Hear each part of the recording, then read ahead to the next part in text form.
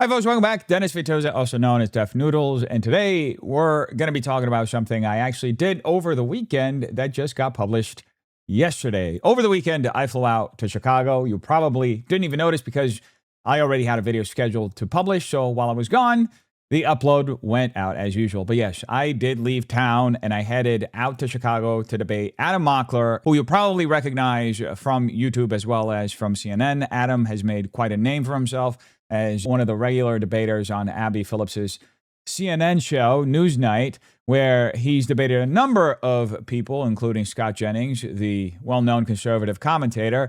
So I flew out to Chicago and debated Adam, and to be honest, felt more like a conversation than a confrontational debate. I've done so many of these at this point that I usually have a pretty good idea of what to expect going into them, but this one ended up being different in a good way. We obviously had our disagreements and different perspectives on a lot of things, a lot of issues, but we were able to have a substantive conversation, debate those differences, and even find some areas where we agreed. It was actually a much friendlier conversation than I anticipated, which I think made for a more interesting discussion overall. Needless to say, today we're going to take a look at a few clips that I thought were particularly interesting, and then we'll talk through them as we go. Anyway, here's the first clip. You literally just said it best. You said you grew up watching Iraq and Afghanistan turn into these grinding, decade-long wars. In the case of Afghanistan, it was 2 decades long and cost us trillions of dollars, right? Mm-hmm. That happened because our leaders in power were saying that we're winning. We're winning. We killed Saddam Hussein. We're fighting the Taliban. We're winning. Then it turned into a grinding counterinsurgency where everything was really expensive. Now today, this memorandum of understanding gives $300 billion to Iran, allows them to rebuild their missiles, rebuild their proxies, their nukes, and that will extend the long-term war, meaning we're just running on this treadmill. So can you admit that the MOU is pretty brutal for the United States? Oh yeah, it's absolutely flawed. It is humiliating. So is that America first? The MOU? Yeah. So I see the MOU as a step towards a final agreement. It's not meant to be the final agreement, right? I think there was a timeline on it. It was 60 or 90 days that it was supposed to produce a finalized agreement. If we're not having these steps put into place, then we're not actually activating in a productive direction to end these conflicts. Then that's how it ends up spiraling, and all of a sudden we're into nation building, the $400 billion that we're giving out. That, to me, that's nation building. So do you disagree with the memorandum of understanding long term? Do you think it'll really help this war or help the American people? It's weak. I don't think it's the best deal that we could get. Do you think it's better than the JCPOA? I think it's an important conversation to compare Obama's deal with Iran versus this shaky Trump deal that isn't exactly a deal. Every single time I have one of these debates, it's not very clear how Trump's MOU is better than what Obama had a decade ago. And I think it's a point worth hammering home repeatedly. I keep hearing a lot about the JCPOA. I just think that we're so far past it that I don't even think it's worth debating anymore, but it's interesting to just see all the elements that are playing out and kind of think of it on a broad scale historically. Now, here's the thing, folks. I've done enough of these debates at this point that I can almost predict where certain conversations are going to go before they even happen. And for some reason, whenever the topic is Iran, Democrats almost can't help themselves but to bring up the JCPOA. Happens almost every single time. Now, I'll give them credit for one thing, because I think it's only fair to do so. The JCPOA was a historic agreement, not because I think it was a good agreement, but because getting Iran to the negotiating table in the first place was incredibly difficult. Iran is one of the most hostile regimes in the world, and negotiating any sort of agreement with them was a significant diplomatic achievement. I'll absolutely give Democrats credit for that, but that's where the credit ends, because despite being historic, it was still a historically bad deal. And look, here's another thing. I actually make this point later in the debate. At the stage that we are currently at, constantly bringing up the JCPOA is a bit like crying over spilled milk. It's been nearly 10 years since President Trump withdrew from the agreement during his first administration. Whether you think that was the right decision or the wrong decision is almost beside the point, because we don't live in that world anymore. We live in a completely different world. We live in a post-JCPOA world. We're now dealing with a kinetic, very hot conflict with Iran. American interests in the Middle East are actively being attacked. We're being pulled further into this conflict because of Israel's inability to have any sort of restraint. Our broader efforts to maintain peace in the region have been undermined by that very impulse that Israel has. So every time Democrats insist on going back and relitigating the JCPOA, the conversation immediately becomes speculative. We're no longer talking about the world as it exists today. You're talking about an alternate timeline where the agreement was never repealed and trying to guess how the last 10 years would have unfolded. At that point, you're not really having a productive policy discussion anymore. You're engaging in a great deal of just speculation and, to some extent, historical revisionism. Because here's another thing that often gets left out of the conversation, even among people who supported the JCPOA. There was broad recognition that it had significant flaws. Yes, it was historic because Iran agreed to unprecedented restrictions on its nuclear program, but it also provided Iran with billions of dollars in sanctions relief, and it never permanently prevented Iran from eventually developing a nuclear weapon. At best, it delayed the problem rather than solving it. That was one of the central criticisms of the agreement from the very beginning. So needless to say, I think it was an ineffective deal. Adam himself even acknowledges that it wasn't a particularly good deal. But for some reason, Democrats continue to romanticize the JCPOA as though it was this perfect agreement that solved everything until Trump came along and destroyed it. It wasn't. There were legitimate policy reasons for withdrawing from it because many people believed it wasn't achieving its long-term objectives while simultaneously giving Iran significant financial relief, which was enabling it to keep going down the path that the JCPOA was meant to prevent it from going down. Now, later in the debate, though, we move beyond the JCPOA because I think that's ultimately the more interesting conversation. We start talking about the world we're actually living in today. And my argument is that by allowing ourselves to get dragged into this war on Israel's behalf, the United States has put itself in a much weaker strategic position than it was before. As I mentioned in the clip that we just watched, we're now talking about potentially giving Iran hundreds of billions of dollars in reconstruction assistance and unfreezing Iranian assets abroad as part of a future settlement. That said, I also took a moment to speculate later about why that might be happening, but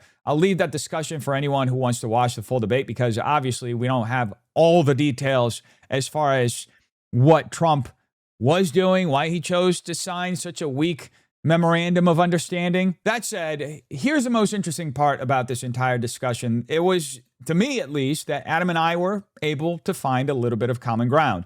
We both agreed that the JCPOA wasn't a particularly good agreement, and we both recognized that America is in a very unfavorable position today. Now, where we ultimately disagreed was on how we got here, whether this conflict was preventable and how it should be resolved going forward. But here's the thing. Again, to just reiterate my point, constantly relitigating a deal that ended nearly a decade ago isn't, in my opinion, a particularly productive use of anyone's time in the present when we're dealing with the realities of a world as it exists today and a hostile government fighting our genocidal ally and neither of them wanting to disengage in this conflict. And we're just caught in the middle trying to figure out, hey, what do we do here, guys? We want peace. We don't want to get involved in another Iraq or Afghanistan, but guess we're too deep into this one. Donald Trump put tariffs on every single country across the globe. That's good. You think that's good? Well, so here's the thing. I have to explain my position a bit. I'm totally against taxing you, everybody here. Mm-hmm. I'm for completely abolishing the tax system and the IRS and just going back to a tariff model. Now, obviously, that's kind of pie in the sky.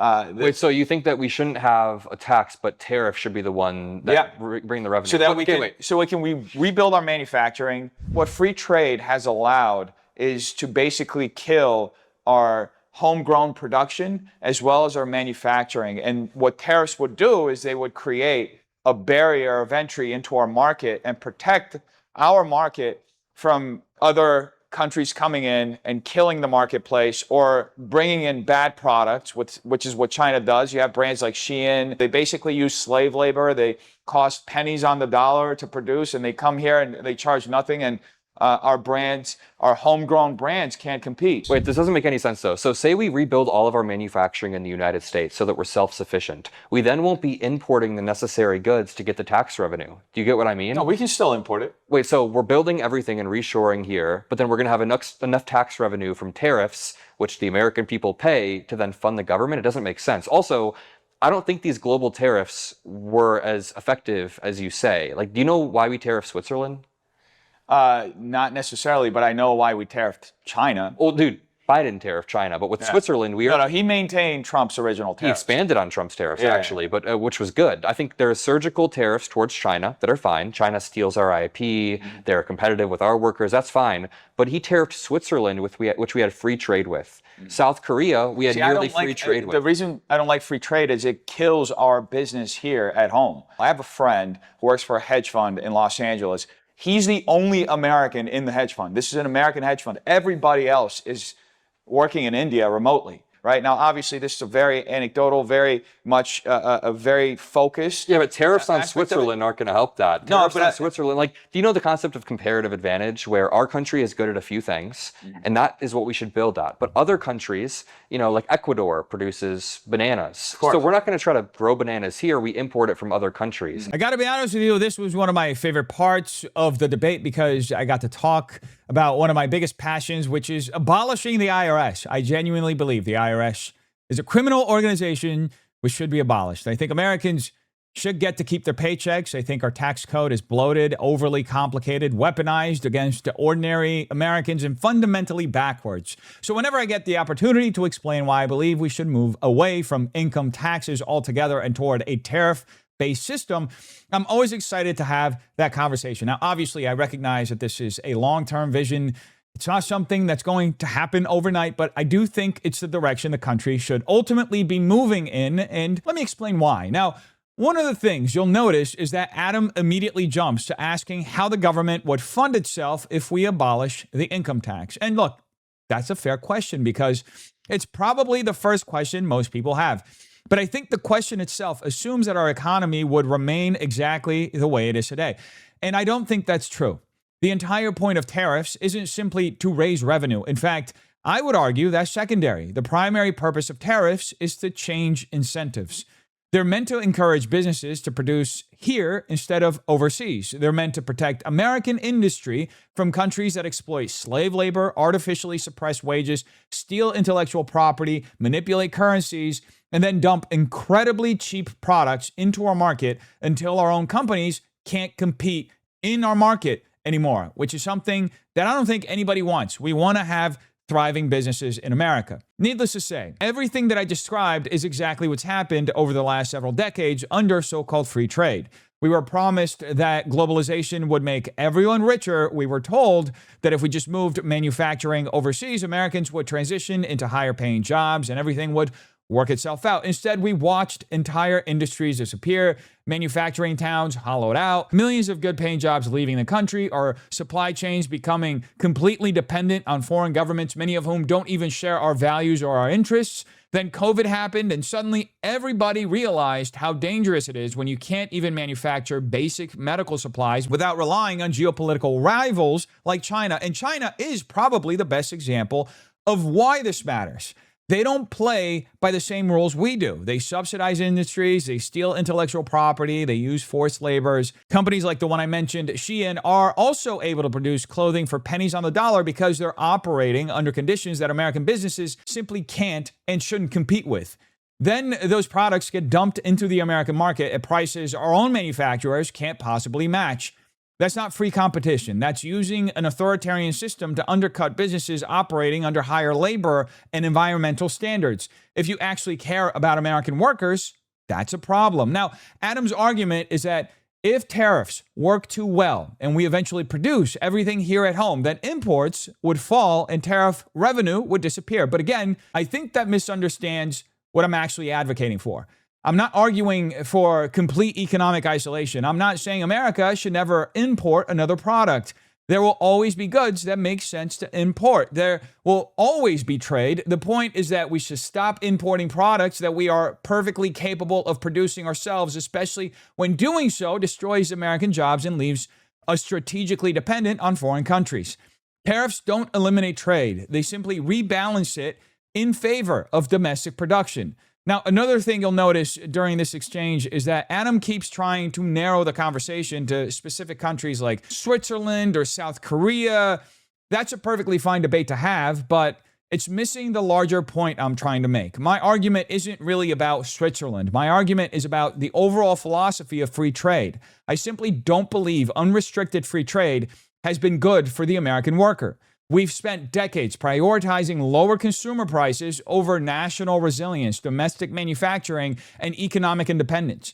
We optimized for cheaper products while exporting millions of jobs overseas. That's not a trade-off I think is or has ever been worth making. We should never be putting the American worker and taxpayer at the whim of foreign interests, foreign businesses, and foreign industries. Now, I even give an example during the debate. I talk about my friend who works for a hedge fund here in Los Angeles. It's an American hedge fund, yet he's the only American employee. Everyone else works remotely from India. Now, I acknowledge right there in the debate that this is anecdotal. I'm not pretending one example proves an entire economic theory, but I think it's illustrative of a much broader trend that Americans have been experiencing for the last few years. Companies constantly look for the cheapest labor available, regardless of where it's located, and American workers are expected to compete against countries with dramatically lower wages and completely different labor standards. That's the reality globalization has created. Now, Adam also brings up comparative advantage, which is one of the most common defenses of free trade. The theory says every country should specialize in what it produces most efficiently. Ecuador grows bananas, so we import bananas instead of trying to grow them in Minnesota. And generally speaking, I don't disagree with that principle. Obviously, there are products that make more sense to import than produce domestically. The disagreement is over where you draw the line. I don't think comparative advantage should mean voluntarily giving up critical industries, outsourcing our manufacturing base, or making ourselves dependent on geopolitical competitors for products that are essential to our economy and national security. There's a difference between importing bananas and importing the industries that once sustained the American middle class, like the car making industry, like the pharmaceutical industry, just to name a few. Now, ultimately, I think this debate reflects two very different visions for the American economy. One vision says we should continue embracing globalization, free trade, and international specialization because it produces the most efficient market. My vision is different. I think America's economy should first and foremost serve the American people. I want Americans making American products, earning American wages, building American businesses, and keeping more of our money, of the money that we earn, in our pockets without the government getting access to it. That's why I support tariffs. That's why I oppose the income tax. And that's why I believe the long-term goal should be to abolish the IRS altogether and return to a system that rewards production instead of punishing workers and families. Now, all that being said, as I mentioned at the beginning, this was a really fun debate to do, actually. I got to fly out to Chicago, even though I wasn't there long enough to actually explore the city, but I still had a great time. Honestly, I enjoy doing these debates, regardless of whether we end up agreeing or whether they're incredibly adversarial, like the Jubilee debate I did with Isaiah Martin. There's just something about sitting down with somebody who has a completely different worldview and being able to exchange ideas. And while I certainly enjoy the more combative debates every now and then, I have to admit there's something especially rewarding about having disagreements while still managing to find common ground in a civil manner. Those are the conversations I end up cherishing the most, and that's exactly what happened here. I had a lot of fun talking with Adam. He's a very bright guy.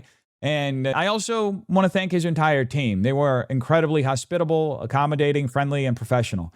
It was a great production from beginning to end, and he's built a beautiful studio out there in Chicago. So good job, guys. You're doing terrific. Now, more than anything, though, I would like to see more conversations like this happening throughout our culture. I actually mentioned this off camera to Adam and his crew. I think what he's doing is important, and I think it's equally important for conservatives and liberals to continue engaging with one another instead of retreating further into their own corners.